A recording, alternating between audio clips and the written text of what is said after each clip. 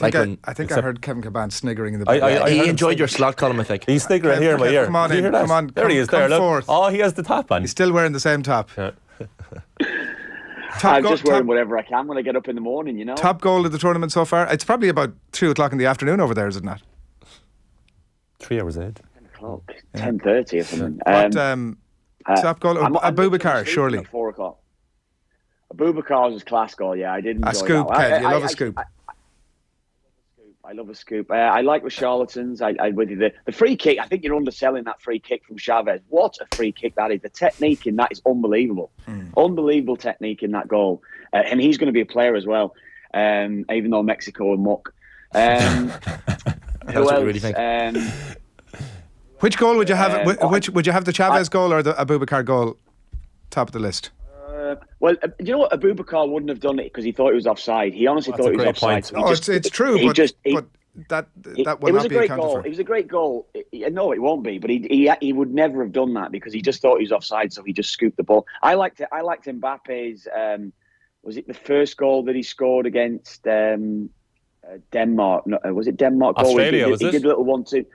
The one where he went down the touch line and then it was Hernandez did the pullback for him, I think it was. It was a great little play. And then he kind of finished it off at the end. Lovely play down the wing. And Raheem Sterling's was a great team goal as well. Oh, yeah. Harry Kane, where he whipped it in for Sterling, that was a great goal too. There was famous... I like Richarlison, just for the moment, Brazil scoring that type of goal. So I'd go with Richarlison, actually. Started the World Cup off. There was the famous Kevin Kilbane free kick, remember? Was it against Wolves, Kev? You were playing for West Brom. You were only a kid. The ball was just flicked back to you. I scored, yeah. I used to score a few free kicks in the day, Shane, you know, but that's probably one that was in a big derby, so that one it was Chavez-esque, it just rose. Is that the one where the commentator said, and Kevin Kilbane said afterwards that he meant it? No, that was the overhead kick. You haven't got a clue. Do you actually pay attention to anything? No, that was the overhead kick against Southampton. So Richarlison for you is number 2, yeah, and Chavez number 1. Well, no, don't stop putting words in his mouth. No. He's saying Richarlison won. Richarlison won, yeah. But Chavez free kick, do not undersell that. That is technically an incredible. That was like. You remember Ronaldo, something a bit different. Ronaldo scored the goal against Portsmouth, David James, for Man United. And it was like, wow, this is incredible because the free kick that Chavez hit, if you look at his technique as he hits the ball, he hits up and down and his foot like whips around the ball as he's hitting it. So he gets all the pace and to get the trajectory, the way that it goes into the top corner, that was unbelievable technique. What a goal. The Abubakar one for me is just, it's a World Cup moment. It only happens at a World Cup. You don't see that stuff happening. I know, but honestly, it's still in my mind. He would never have I know done that, it. but listen, that's the thing. He only do it at a World Cup. Karel Poporski, Euro 96. Got him in moved to Manchester United. Yeah. Do you remember that? Big moment.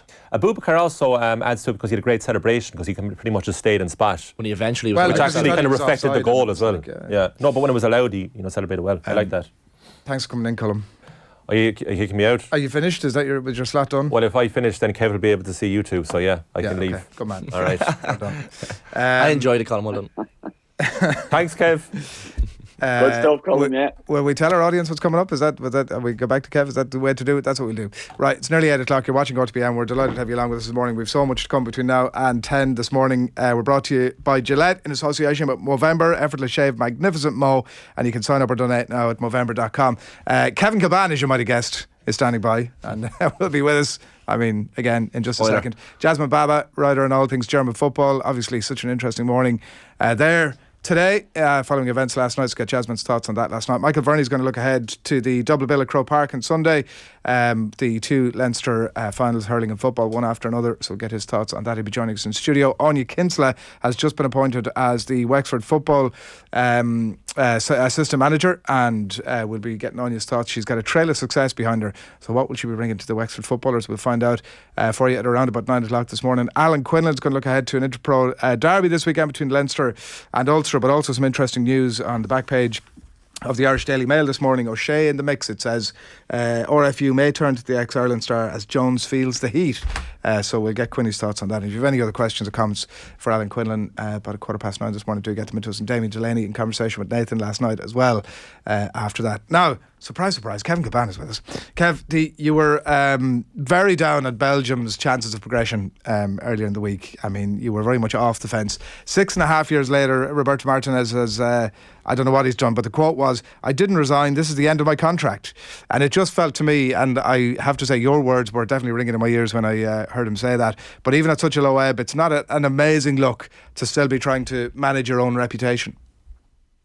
No, it's where they've gone in that time. They haven't really gone anywhere, have they? I heard you guys, I think you were talking about it yesterday, and I think I heard Shane saying, yeah, they're number one in the world and take nothing away. It's a great achievement to become that side, but it is about doing it in the major tournaments, and they should have done that. Certainly the Euros last time out, World Cups and things like that. It's about getting that momentum for the big tournaments, and I don't think he's a sort of manager that's going to be able to manage a team through which would usually be 4 weeks or 3 weeks before a tournament and then 4 weeks. So you're away for 6-7 weeks of time away during a tournament.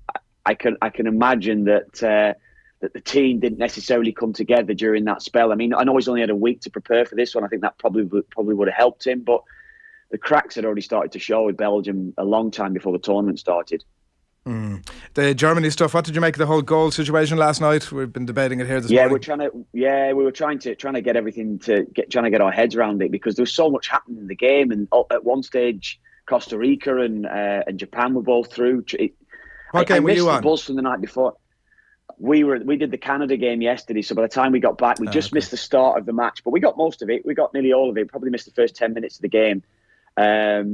And the night before, I missed the buzz. I was at the Argentina-Poland game, so I missed the buzz of watching it on TV and what was happening and things like that. Whereas last night, we got a bit of a feel for it, so we had beIN on, so it was a little bit of Keys and Gray watching what was happening on both sides, you know. You just leave that hanging there, yeah? No, it was, yeah. And so you asked me a question, what I made of it. I know it was.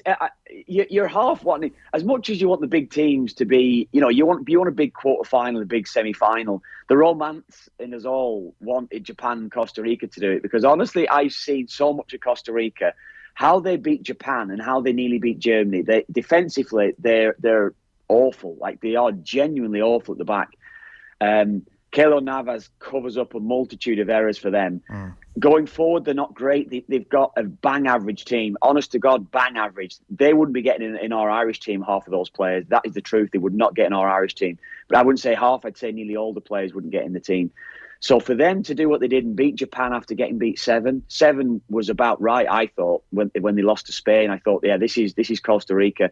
And for them to have a good go at it, I think it shows that it's not all about, it's about just having a will to win sometimes, and showing a bit of steel and showing a little bit of passion, and, the cliched words that everyone uses. But we've seen it with so many teams in this tournament. Tunisia getting a win, and Saudi Arabia getting the wins, and things like this. Australia. I mean, how many Australia players were getting the Irish side? And they're in the last 16. It's just, when you've seen these sides doing what they're doing, and it's not by great football at times, but it's showing a little bit of togetherness, a bit of fight, and it shows what you can do sometimes with a little bit of steel and togetherness. We were talking this morning, Kev, about how that result last night now means, because Spain finished second, that Spain avoid Brazil, Argentina side of the draw until the final, which is great if that I guess finishes in a Brazil-Spain final. But does last night change how we feel about Spain? Are they still the team that we're kind of building them up to be?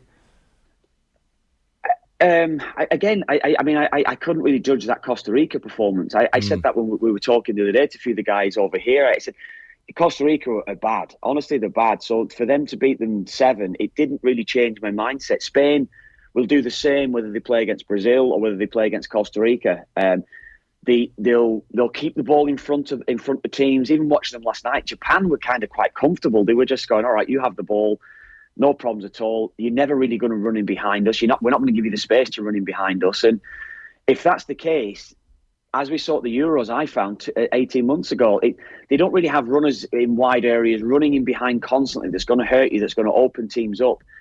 I probably preferred Asensio playing as the 9. They look better when he plays there. Morata, again, doesn't necessarily seem to me with Morata in your side that he's going to constantly cause problems for defenders, and he's going to get his goal and take his chance. Although he scored a decent goal against Germany, so I don't know. I never would have Spain maybe in my top 4 or 5.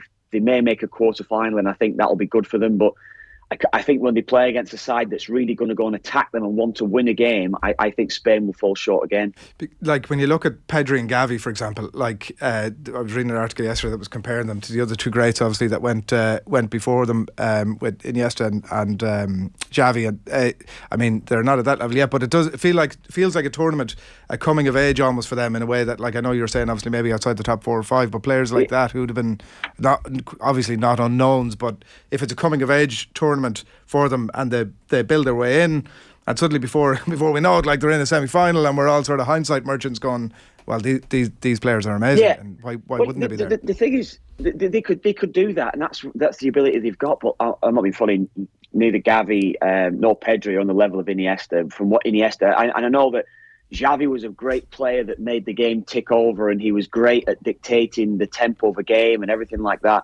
And I could see Gavi or Pedri having that type of ability, but Iniesta was on a different planet. Iniesta was just like he was. He could do everything. He could pass, dribble, he could tackle actually as well, Iniesta. So no, I don't see that combination. I don't see those 2 being at that level. I don't ever see them reaching that level. And again, who's to say what's going to happen in 4 or 5 years' time? They're still only young footballers that will improve, but Iniesta was special, very, very special. I think we maybe underplay it, or we don't necessarily see how good Iniesta was for the time and for the time that he's playing. But no, Iniesta, just off the scale how good Iniesta was. I was watching that documentary in the BBC recently. I think it was called How to Win a World Cup, something like that, and he featured heavily in it, and the way with which his peers speak about him is evident that he was off the charts good. Really special player. Canada are going home, but you're staying put. Is that the plan? That's the plan, yes. They're gone. Obviously they were gone after the Croatia match. That was it, done and dusted for them. So I just look forward now. We have the game this evening. I can't even remember who's playing this evening now, top of my head. It's been a crazy 10 days or so. It's just going from one to the next. So I'm in for the late games tonight. So looking forward to the games. It's Brazil tonight, isn't it? Yeah, Cameroon, Brazil, and Serbia, Switzerland.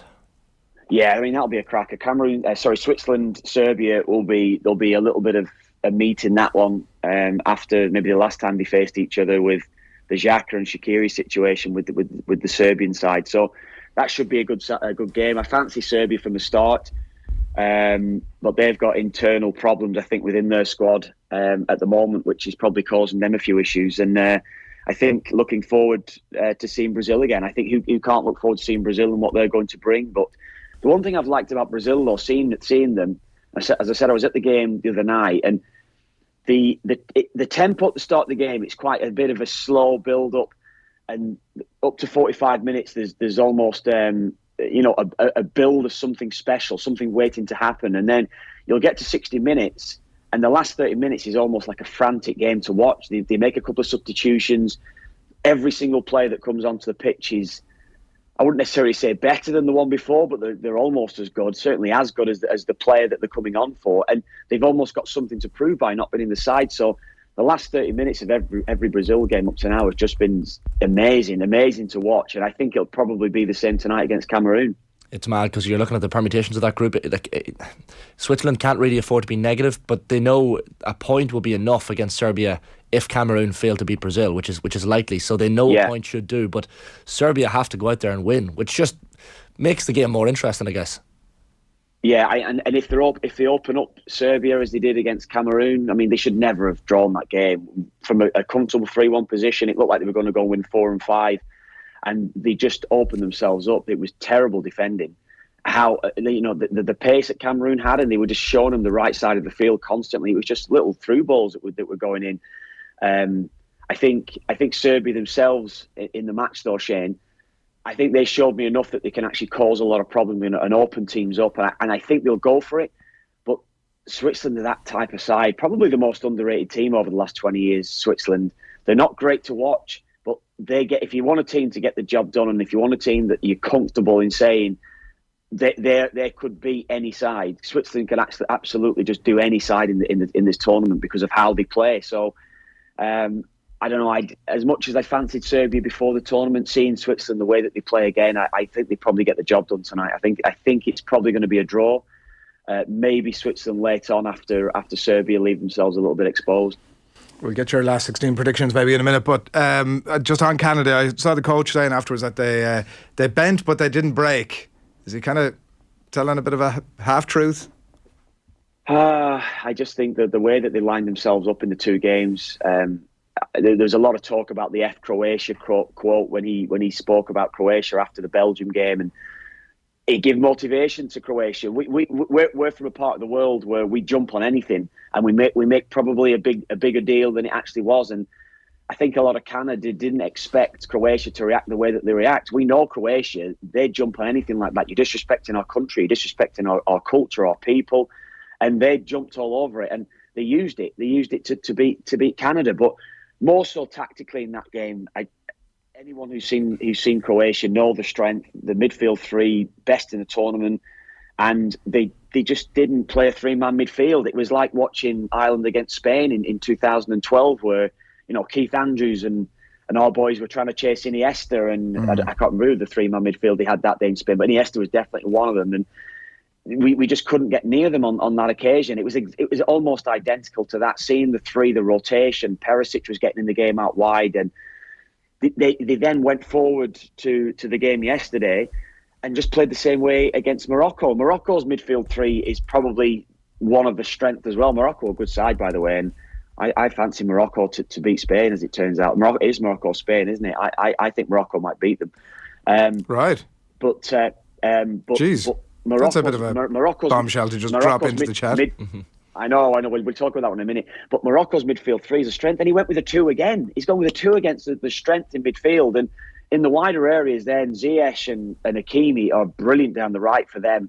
They've got a real good understanding how they play together. There's a bit of madness about them, but there's also a really good understanding of how to defend certain situations. And I couldn't believe how he lined them up. They lost the game in 20 minutes, and they lost the Croatia game from 20 minutes into the match to maybe 60 minutes. The game was done before they decided to put an extra man in midfield, and it was exactly the same yesterday. They lost the game in 25 minutes, and second half they had a goal, but Morocco got themselves back into shape and were fairly comfortable, really. Xavi, Busquets and Xabi Alonso, as well as Iniesta. Decent, yeah.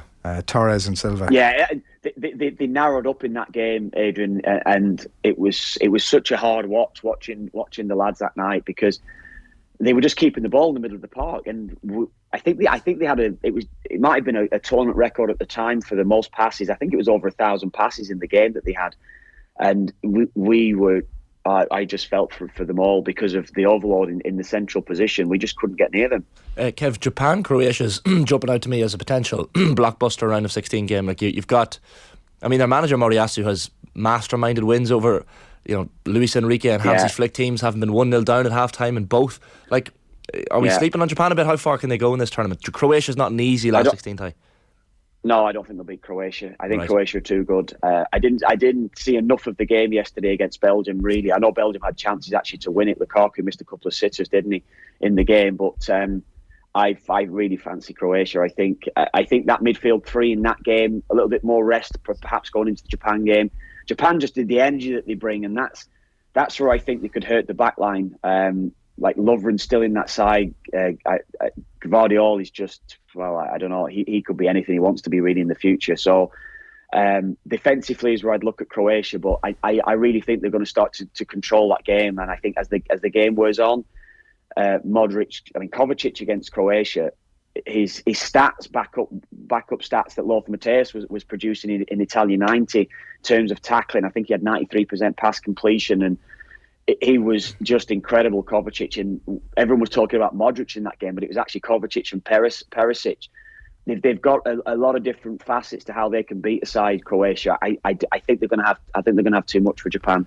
Before you do that, one quick one here, because there's a good comment in here from somebody on YouTube. Bry says the question is what Ireland player will get into any of their teams. Nada. Which I think is a bit harsh because we'd have a couple of goalkeepers that could definitely walk into most teams at least. I know. I'm talking about Australia. I think probably our starting 11 would get into Australia's starting 11. Definitely right, you just totally swapped them out. Oh.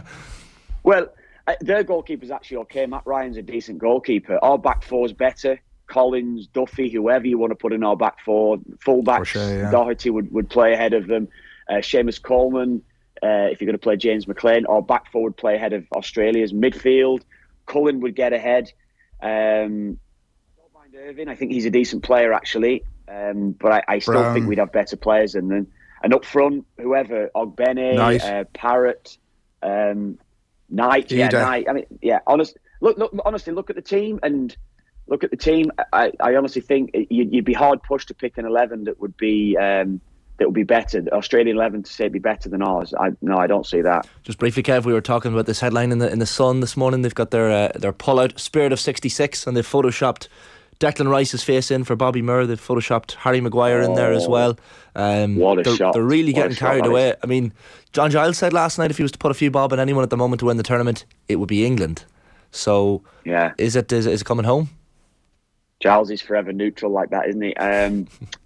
They're good. They're good, aren't they? You have to say it. And I think, however, whichever way he found to put Foden in the side, I just think it's more for an opposition as well. Then the opposition know how good Foden is. So all of a sudden Foden's on the team sheet and it's like, we're going to have to make special allowances for this guy. Are you sticking with that? And when... Yeah, he's got to play, Adrian. He's the best player. Why? How can you not play him? How can you not play Foden? And if he doesn't, he's going for energy again. And I think they might fall down on a little bit of guile because the only thing I'd say is with Senegal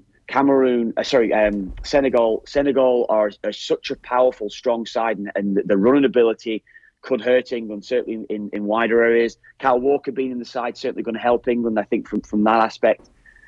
But I think when it comes Rashford to it, too, or no? I could see because he's got 2 goals, he's probably going to start him. If you look at the first game against Iran, he kept the same side, and there was hardly any team that played the same 11. I was surprised he just went with the same 11. I thought he just would have made 2 changes, maybe take Mount out, and even though I thought Mount played well against Iran. Maybe put Foden in and Sterling, even though he got the goal. I think he could have dropped Sterling and took him out, and maybe even put Trent Alexander-Arnold in at right back against the USA in that second game. It's something that I've spoken to you guys about in the last few days anyway.